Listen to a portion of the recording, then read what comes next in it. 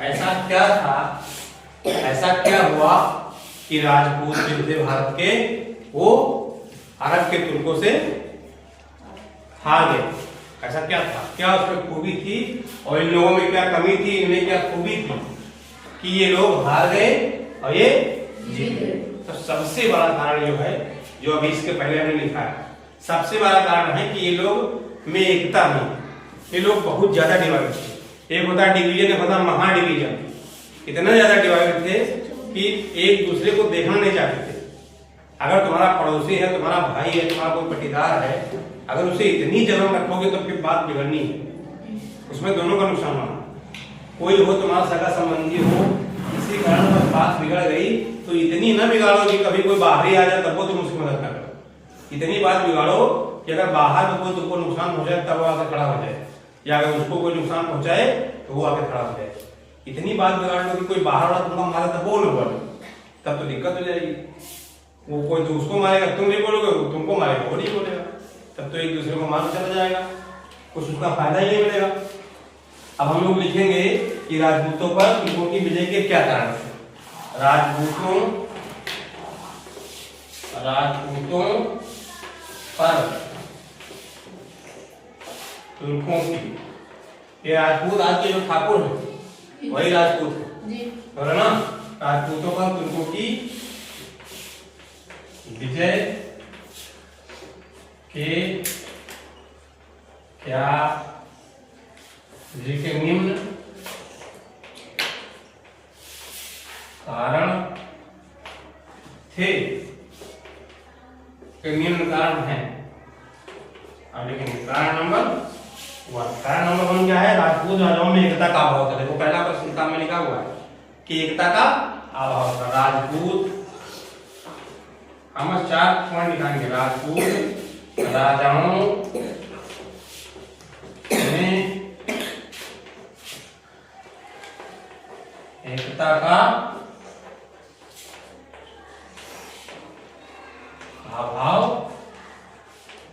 था। पॉइंट दूसरा पॉइंट क्या है? राजपूतों द्वारा पुरानी युद्ध प्रणाली एवं शास्त्रों का प्रयोग करना। राजपूतों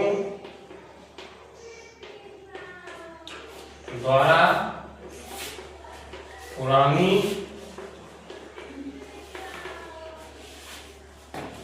युद्ध प्रणाली अपनाई गई। राजपूत जो युद्ध में पुरानी प्रणाली को अपनाते थे। अब तुम भाला से बंदूक का सामना कर पाओगे? एक सामने आदमी भाला लिए खड़ा है, एक सामने लिए रिवाल्वर, एक सताई लिए खड़ा है, तो एक सताई जाके भाला और लाठी टिकेगी हैं, तो एक आदमी 100 आदमी को मार चला जाएगा, तुम भाला नहीं खड़े नहीं हो, समझे? अगला क्या है? तुर्क सेना के पास अच्छी नस्ल के घोड़े नहीं थे। तुर्क सेना के पास 80 नस्ल के घोड़े थे और फुर्तीले घुड़सवार थे। उनके सैनिक बहुत फुर्त थे, मजबूत थे।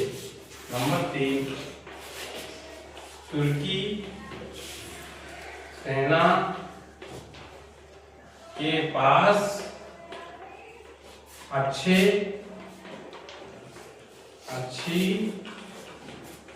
नस्ल के घोड़े और फुर्तीले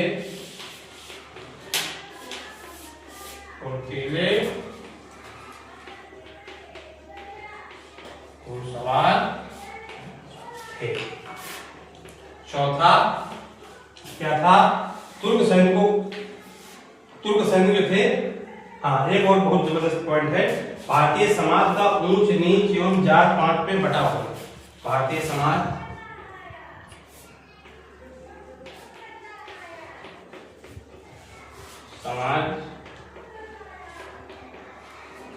ऊंच नीच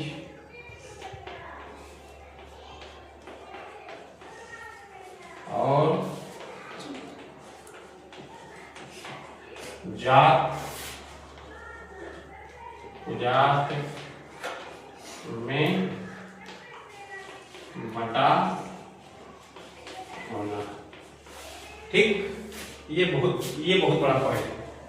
आज भी जो ऊंचे लोग हैं जिनके पास ज्यादा धन संपत्ति है, वो जब उनके ऊपर संकट आएगा तो सबको बुला लेंगे, इतने छोटे बड़े सबको बुला लेंगे, आ जाओ हम सब लोग एक हैं। जब उनके ऊपर संकट आएगा तब वो सबको बुलाएंगे, कहेंगे आ जाओ सब लोग एक हैं, सब लोग हिंदू हैं, सब लोग मुस्लिम हैं। उसके बाद जब संकट हट जाए तब क्या करेंगे, कहेंगे ना तुम तो छोटे हो, नीचे बैठो, कुर्सी पर नहीं बैठ सकते हो, तुम कटिया पर नहीं बैठ सकते हो। तो ये सब था। तो जब अब लोग समझदार हो गए, जब उनको संकट के टाइम बुलाया गया और जब संकट टल गया तो कहते नहीं तुम तो छोटे जाते वाले, तुम तो नीचे बैठो। तो वो अब समझ गया ना कि अब संकट में नहीं जाना इनके साथ, तो लोग इनके साथ लड़े नहीं, इसलिए लोग हार गए और वो लोग जीत गए। ठीक, यही कारण था कि राजपूत तुर्कों के द्वारा हार गए। जो चार कारण दिखाए गए हैं इसमें है कि राजपूत द्वारा पुरानी बनाई गई, राजपूत राजाओं में एकता का अभाव था, उनकी सेना के पास अच्छी नस्ल के घोड़े थे और फुर्तीले घुड़सवार थे, समाज ऊंच नीच और जात विजात में बटा था या बटा होना। ठीक,